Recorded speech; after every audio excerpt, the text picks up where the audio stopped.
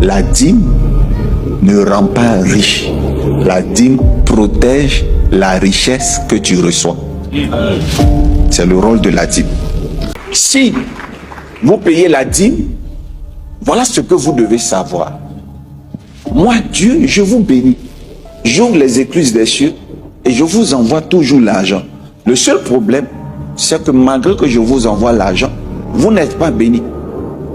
Pour comprendre Malachie 3.10, il faut lire Néhémie 10.38 et Nombre 18.28. Bien-aimés dans le Seigneur, il existe aujourd'hui dans de nombreuses assemblées chrétiennes un passage biblique qui est souvent utilisé pour encourager les croyants à payer la dîme. Ce passage est Malachie chapitre 3, verset 10.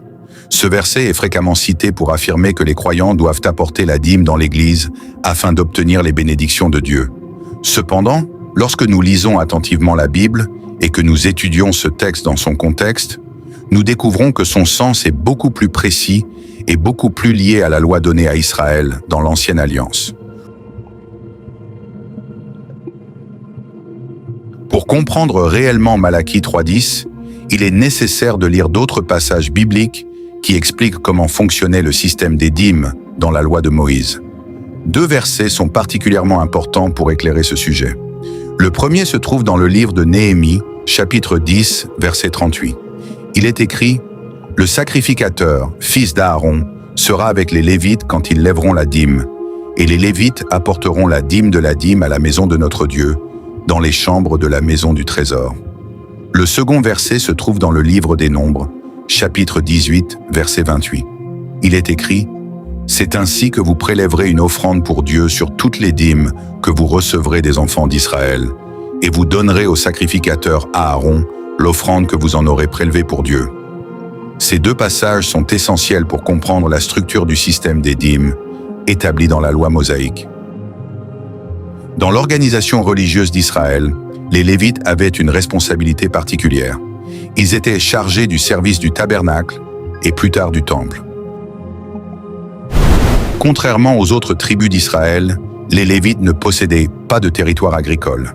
Dieu avait décidé que leur subsistance proviendrait des dîmes que le peuple d'Israël devait apporter.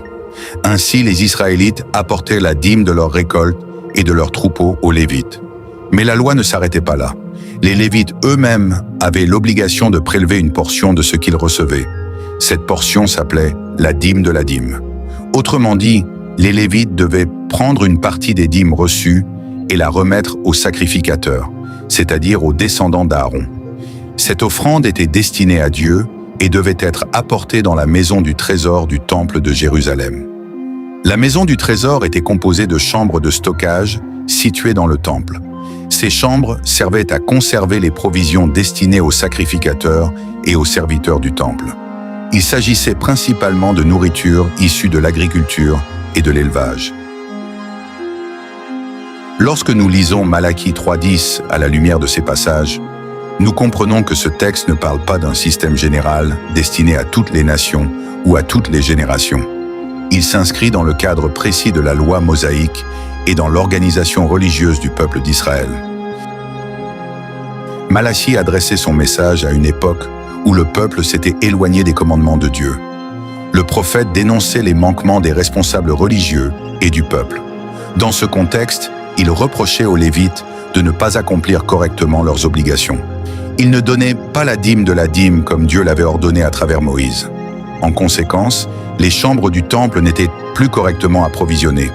Le système établi par la loi ne fonctionnait plus comme il devait. C'est pour cette raison que Malachie appelle le peuple et les responsables religieux à revenir à l'obéissance.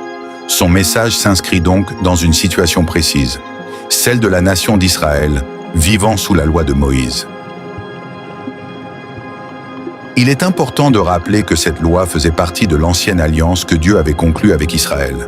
Dans cette alliance, l'obéissance aux commandements était liée aux bénédictions promises par Dieu. Cependant, avec la venue de Jésus-Christ, une nouvelle alliance a été établie.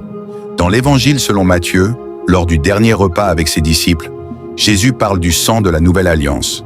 Dans Matthieu 26, 27 à 28, il explique que cette alliance est scellée par son sacrifice. Dans la nouvelle alliance, Jésus est présenté comme le médiateur unique entre Dieu et les hommes. L'apôtre Paul rappelle cette vérité dans la première lettre à Timothée. Dans 1 Timothée 2,5, il est écrit qu'il y a un seul Dieu et un seul médiateur entre Dieu et les hommes, Jésus-Christ. Cette nouvelle alliance repose sur la grâce et non sur l'observance des prescriptions de la loi mosaïque. Cela ne signifie pas que les Écritures de l'Ancienne Alliance n'ont plus de valeur.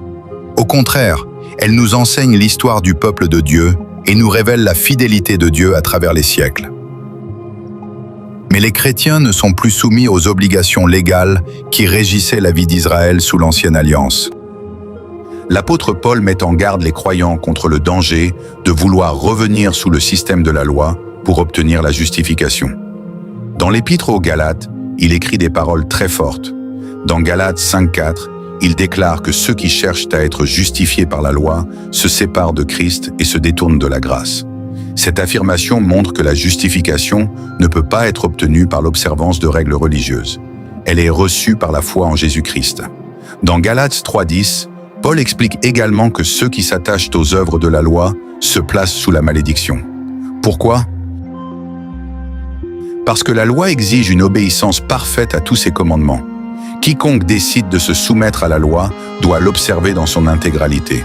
Il ne peut pas choisir seulement certaines prescriptions et en ignorer d'autres. Quelle est la dernière fois que tu as payé ta dîme? Ta vraie dîme. Certains doivent payer des dîmes de 1000 $, vous donnez 100 $. Comment on calcule sa dîme? La dîme, c'est le 1/10 de ton salaire si tu es un salarié. Ainsi, si quelqu'un veut appliquer la loi de Moïse pour être justifié, il doit accepter toutes ses exigences. C'est pour cette raison que les apôtres ont enseigné que les croyants sont appelés à vivre sous la grâce et non sous la loi. La grâce ne supprime pas la responsabilité morale du croyant. Elle transforme son cœur et l'amène à vivre dans l'amour et l'obéissance envers Dieu. Dans la Nouvelle Alliance, la générosité reste une valeur importante. Les croyants sont encouragés à soutenir l'œuvre de Dieu et à aider les personnes dans le besoin. Mais cette générosité ne doit pas être imposée comme une obligation légale. Elle doit venir d'un cœur libre et reconnaissant. L'apôtre Paul explique dans ses lettres que chacun doit donner selon ce qu'il a décidé dans son cœur. Le don chrétien est un acte volontaire qui reflète l'amour de Dieu dans la vie du croyant. Comprendre correctement les Écritures permet d'éviter les confusions et les interprétations qui peuvent détourner le sens original des textes bibliques. Malachie 3,10 appartient à un contexte historique et religieux précis. Ce passage faisait référence à l'organisation du temple de Jérusalem et au rôle des Lévites dans le système de la loi mosaïque. L'étudier dans son contexte permet de mieux comprendre le message du prophète et de saisir la différence entre l'ancienne alliance et la nouvelle alliance établie par Jésus-Christ. Que chacun prenne le temps de méditer ces passages avec sérieux et humilité. Que la parole de Dieu soit étudiée avec sagesse afin que nous marchions dans la vérité et que nos cœurs restent attachés à la grâce qui nous a été offerte en Jésus-Christ. Que Dieu vous bénisse abondamment. Restez connectés à Jospin Productions pour d'autres enseignements qui éclairent, qui corrigent et qui libèrent.